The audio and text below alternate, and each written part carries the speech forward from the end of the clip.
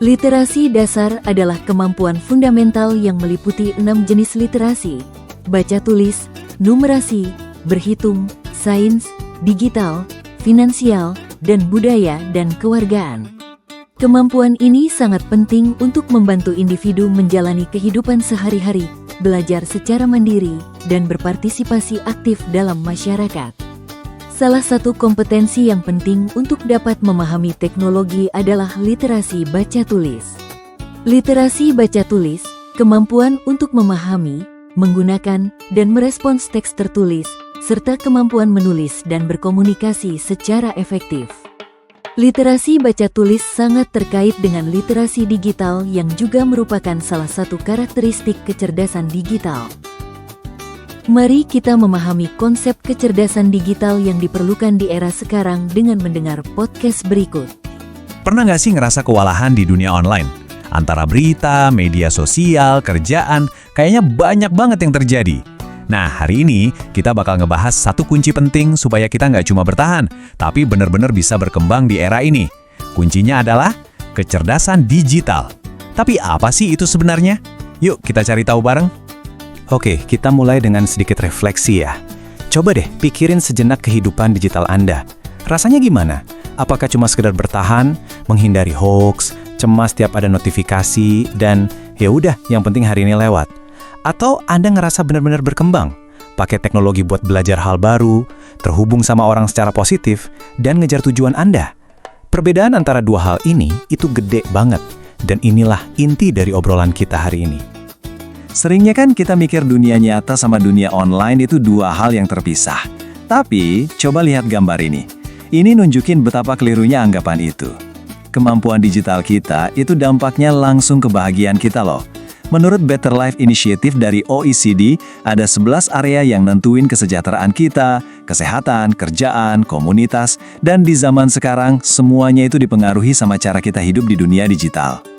Dan ini tuh bukan cuma soal diri kita sendiri. Lihat deh, skill ini juga jadi fondasi buat tujuan yang jauh lebih besar, kayak tujuan pembangunan berkelanjutan PBB. Mulai dari pendidikan berkualitas sampai perdamaian global, semuanya itu bergantung pada seberapa cakap masyarakatnya secara digital. Jadi intinya adalah, ini bukan lagi cuma soal teknologi, ini soal kesejahteraan kita sebagai manusia. Oke, jadi gimana caranya biar kita yang menguasai dunia digital ini, bukan sebaliknya? Jawabannya ada di konsep yang akan kita bedah sekarang. Kecerdasan digital atau yang sering disingkat DQ. Gampangnya gini deh, kecerdasan digital atau DQ itu adalah semua kemampuan yang kita butuhin buat hidup di dunia digital. Ini bukan cuma soal teknis, kayak jago pakai aplikasi, tapi juga soal kognitif, gimana cara kita berpikir kritis. Dan yang gak kalah penting, sosio-emosional, gimana kita bisa berempati dan menjaga hubungan baik waktu online. Lengkap banget kan?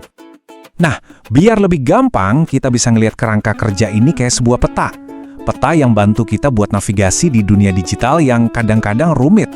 Kerangka ini punya 3 level, tapi hari ini kita bakal fokus ke 8 area intinya. Sekarang, yuk kita bongkar fondasinya. Ada 8 pilar utama yang ngebangun kecerdasan digital. Kita lihat satu persatu ya. Nah, ini dia ke-8 pilarnya. Anggap aja ini kayak nutrisi yang beda-beda, tapi semuanya penting buat kesehatan digital kita. Nggak bisa tuh kita cuma jago di satu area tapi ngabain yang lain. Yuk, kita mulai dari pilar yang paling dasar, identitas kita. Pilar pertama, identitas digital. Ini semua tentang reputasi online Anda. Coba pikirin deh, kalau ada orang yang nge-google nama Anda, apa yang bakal mereka temuin? Tiap postingan, komen, dan like yang Anda tinggalin, itu pelan-pelan ngebangun citra diri Anda di dunia maya. Jadi mengelolanya dengan integritas, itu langkah paling awal. Berikutnya, penggunaan digital. Ini soal keseimbangan. Pertanyaannya simple, siapa yang ngendalin siapa? Apakah Anda yang ngendalin teknologi atau notifikasi yang ngendalin Anda? Ini tentang gimana kita bisa pakai waktu di depan layar secara sadar buat hal yang produktif dan positif, bukan cuma kebawa arus tanpa tujuan. Coba bayangin dunia digital itu kayak kota besar. Banyak tempat keren, tapi ada juga gang-gang gelapnya. Nah, keselamatan digital ini adalah street smarts Anda. Kemampuan buat ngenalin bahaya kayak penipuan online, cyberbullying, dan konten negatif, terus menghindarinya dengan cerdas. Kalau tadi keselamatan itu street smarts, keamanan digital ini ibaratnya kunci sama gembok rumah Anda. Ini lebih ke sisi teknisnya. Pakai password yang kuat, bisa ngenalin email phishing, dan ngelindungin perangkat sama data pribadi Anda dari pencurian atau peretasan. Ini pilar yang krusial banget, kecerdasan emosional digital. Kita harus ingat, di balik setiap profil dan komentar itu, ada manusia dengan perasaan yang nyata.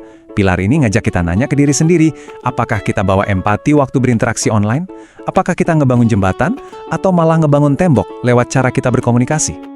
Selanjutnya, komunikasi digital. Ini kemampuan praktis buat kerja bareng secara efektif di dunia maya. Kita semua pasti pernah kan ngerasain frustrasinya miskomunikasi di grup chat atau email yang gak jelas. Nah, pilar ini tentang gimana caranya kita bisa berkomunikasi dan berkolaborasi secara produktif pakai alat-alat digital. Di era banjir informasi kayak sekarang, literasi digital itu filter sekaligus kompas Anda. Ini bukan cuma soal nemuin info, tapi soal kemampuan ngevaluasinya secara kritis. Ini fakta atau hoax. Dan lebih dari itu, gimana kita bisa jadi pencipta konten yang bertanggung jawab, bukan cuma jadi konsumen aja. Dan pilar terakhir, hak digital. Ini adalah pemahaman kalau sebagai warga negara digital, kita itu punya hak, kayak hak atas privasi, tapi juga punya tanggung jawab kayak ngehormatin karya orang lain. Inilah 8 pilar yang kalau dibangun bareng-bareng bakal bikin kita jadi warga digital yang cerdas dan tangguh. Oke, 8 pilar tadi mungkin kedengarannya agak abstrak ya. Sekarang yuk kita lihat gimana semua itu bekerja di dunia nyata lewat topik yang lagi panas banget saat ini, data dan AI. Nah, slide ini ngegambarin dengan jelas banget gimana DQ itu bekerja. Contohnya soal literasi data dan AI. Nggak cukup kita cuma tahu definisinya, itu baru level pengetahuan. Kita juga harus punya keterampilan praktis, misalnya menganalisis data. Tapi yang paling krusial adalah sikap dan nilai. Kita harus proaktif bertanya, penggunaan AI ini sejalan nggak ya sama nilai-nilai kemanusiaan dan baik buat masyarakat? Itulah kecerdasan digital yang sesungguhnya. Kita udah bedah definisinya, pilar-pilarnya, sampai contohnya. Terus, apa langkah selanjutnya? Gimana cara kita pakai pengetahuan ini buat ngebentuk masa depan digital kita? Yuk, kita rangkum poin-poin terpentingnya. Pertama, ingat ya, kecerdasan digital itu keterampilan hidup dasar, sama pentingnya kayak membaca atau berhitung. Kedua, ini jauh lebih dari sekedar melek teknologi. Ini soal jadi manusia yang utuh di dunia digital. Ketiga, setiap usaha kecil kita buat ningkatin DQ bakal berdampak positif buat diri sendiri maupun orang lain. Dan terakhir, ini bukan garis finish, ini adalah proses belajar yang terus-menerus seumur hidup.